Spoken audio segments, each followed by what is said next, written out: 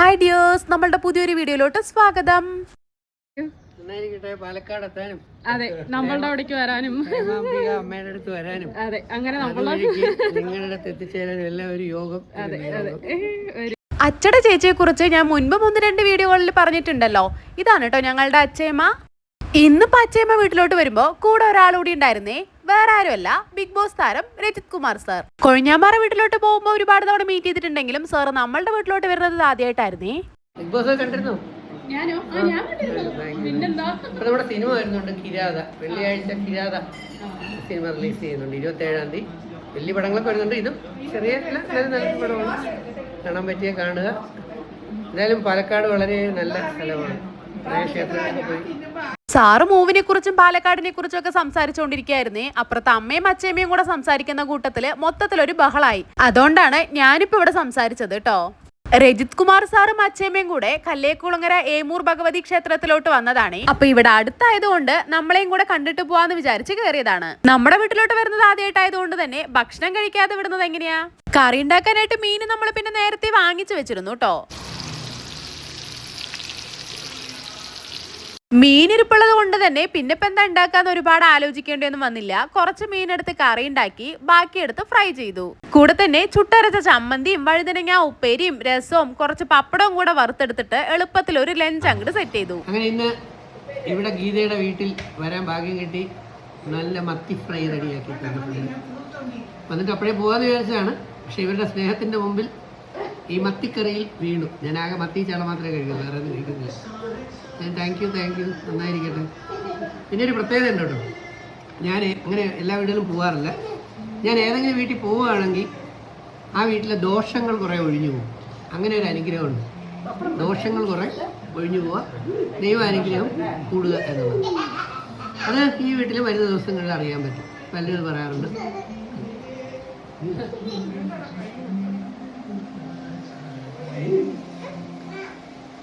അപ്പോൾ ഇന്ന് നിങ്ങൾക്ക് അത്ഭുതകരമായ 2 ഗിഫ്റ്റാണ്. ഒന്ന്, വിവേകാനന്ദ സാഹിത്യ സർവസ്വം ഞാൻ പഠിച്ചിട്ട് അതിനെ ബേസ് ചെയ്ത് എഴുതിയ ഉണരൂ ഉയരൂ എന്ന പുസ്തകം.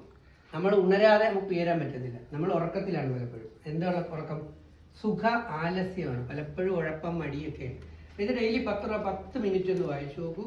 അത്ഭുതകരമായ വിജയങ്ങൾ വരും. ഇത് തീർന്നു കഴിഞ്ഞാൽ വീണ്ടും ഒന്നേന്ന് പറയുന്നു, തീർന്നു കഴിഞ്ഞാൽ വീണ്ടും ഒന്നേന്ന് വായിക്കും. ഇനി ഇത് മഹാഭാഗവതത്തിനെ ബയോളജിക്കലി സയന്റിഫിക്കലായിട്ട് എഴുതിയതാണ് സംഭവം.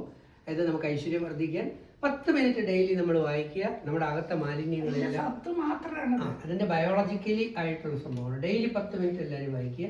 10 മിനിറ്റ് മതി. അങ്ങനെ 2 മാസം കൊണ്ട് തീരും. വീണ്ടും ഒന്നേന്ന് തുടങ്ങുക. അപ്പോൾ കുറച്ച് കഴിയുമ്പോൾ ഭഗവാന്റെ പ്രത്യേക അനുഗ്രഹം കാണാൻ പറ്റും. പിടിച്ചോളൂ, എല്ലാവരും പിടിച്ചോളൂ.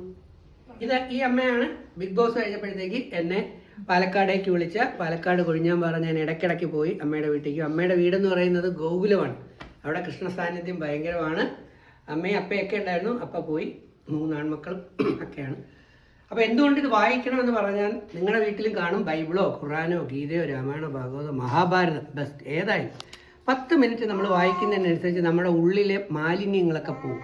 നമ്മുടെ അകം ശുദ്ധമാകും. നമുക്കിത് സ്ട്രോങ് ആയി മാറും. ഇങ്ങനെ സ്ട്രോങ് ആയി കഴിഞ്ഞാൽ പിന്നെ നമ്മൾ റീൽസുകളുടെ വേണ്ടാത്ത വൃത്തികെട്ട പരിപാടികൾക്കൊന്നും നമ്മൾ അടിമയാവില്ല. നമ്മുടെ കുട്ടിക്ക് കറക്റ്റ് സ്ട്രോങ് ആയിട്ട് ഫോഴ്സ്ഫുള്ളി മുമ്പോട്ട് പോയി വിജയിക്കാൻ പറ്റും. ഇതില്ലാത്തതുകൊണ്ടാണ് നമ്മുടെ കുട്ടികൾ, ഇന്നത്തെ തലമുറയിലെ കുറേ പേര് വഴി കിടന്ന് അടികൂടുന്നതും കണ്ടില്ലേ, വെട്ടിക്കൊല്ലുന്നതും ഗുണ്ടകളായി മാറുന്നതും ലഹരി അടിമയൊക്കെ മാറുന്നത്. അകത്ത് ജ്ഞാനം എന്ന് പറയുന്ന ഒരു തുള്ളി ഇല്ലാത്തതുകൊണ്ടാണ്. അകത്ത് ജ്ഞാനം വന്നാൽ വ്യക്തികൾ വളർന്നു കയറും, നല്ല കുടുംബത്തിൽ ചെന്ന് കയറും, നല്ല സംസ്കാരമുള്ള മക്കളുണ്ടാകും. അങ്ങനെ ജീവിതം മൊത്തം ഗുണപരമായി മാറുന്ന വേദഗ്രന്ഥങ്ങളാണ് ബൈബിളും ഖുറാനും ഗീതയും മഹാഭാരതവും എല്ലാം. അത് വീട്ടിൽ പൊതിഞ്ഞു വെച്ചിട്ട് ചിക്കനും മട്ടനും കുഴിമന്തിയും മാത്രം കഴിച്ചുകൊണ്ട് നടന്നാൽ ജീവിതം കോഞ്ഞാട്ടയാവുന്ന കാര്യത്തിന് മറക്കണ്ട. രോഗിയുമായി തകർന്നു. അപ്പോൾ ജീവിതം വിജയിപ്പിക്കാനുള്ള സിദ്ധ ഔഷധമാണ് ഈ വേദഗ്രന്ഥങ്ങൾ. മറക്കണ്ട, ഉപയോഗിച്ചാൽ ഗുണം. Thank you. സന്തോഷം. ഗുരുക്കന്മാർ, അധ്യാപകർ, നാളെ സ്കൂളിൽ ചെല്ലുമ്പോൾ ഇടയ്ക്കിടയ്ക്ക് നല്ല അധ്യാപകരെ, അതുപോലെ നല്ല ജ്ഞാനികളെ, കഴിവുള്ളവർ, അത് നല്ല പള്ളിയിലച്ചന്മാരായാലും കുഴപ്പമില്ല, സന്യാസിമാരായാലും കുഴപ്പമില്ല, നല്ല ഉസ്താദുമാണ്. വിവരവും ജ്ഞാനം ഉണ്ടെന്ന് കാണുന്ന മഹത് വ്യക്തികളുടെ കാലൊക്കെ തൊട്ട് നോക്കുമ്പോൾ നമുക്ക് കൂടുതൽ ബ്ലെസ്സിങ് കേട്ടോ. അപ്പം നന്നായി വരിക. നിന്നോട് സ്നേഹമുള്ളതുകൊണ്ടാണ് ഞാൻ അത്രയൊക്കെ പറഞ്ഞത്. സ്ട്രോങ് ആയിട്ട് പറഞ്ഞത് അനുസരിക്കാൻ പറ്റും.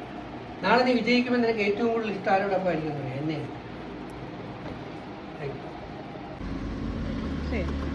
ഇവിടുന്ന് കുറേ ദോഷങ്ങളൊക്കെ ഓടിപ്പോക്കോളൂ.